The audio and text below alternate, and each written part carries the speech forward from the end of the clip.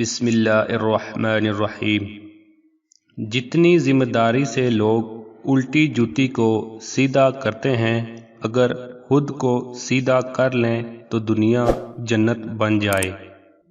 انسان اتنا کم ظرف ہے کہ ایک خوشی کو لے کر ہمیشہ نہیں ہنس سکتا، پر ایک غم میں طویل عرصے تک روتا رہتا ہے۔ ہمیں پتہ بھی نہیں ہوتا کہ ہمارا رب ہمیں کس کس مقام پہ گرنے سے پہلے ہی تھام لیتا ہے۔ زندگی میں کامیابی لکیروں سے نہیں ہوتی، پیشانی کے پسینے سے ملتی ہے۔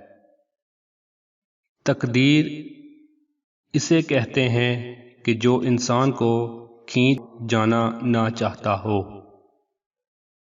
اگر آپ اپنے آپ کو اور باہر کی دنیا کو جاننا ہے تو آپ کو اپنے دونوں پیروں پر کھڑا ہونا پڑے گا۔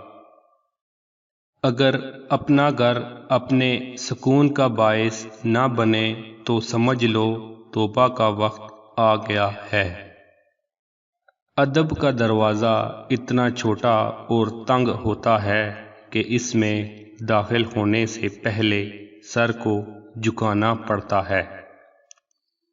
ہر کسی پہ یقین نہ کریں، کیونکہ نمک اور چینی کا رنگ ایک جیسا ہوتا ہے۔ حکیم لقمان کی بتائی ہوئی زبردست باتیں۔ جس بیٹی کا باپ نہ ہو، اسے زندگی کے ہر میدان میں مشکلات کا سامنا کرنا پڑتا ہے۔ جس عورت کا شوہر نہ ہو، اسے ہر میدان میں درندوں کا سامنا کرنا پڑتا ہے۔ جس بیٹے کا باپ نہ ہو، اسے زندگی بھر سچے دوست کی تلاش رہتی ہے۔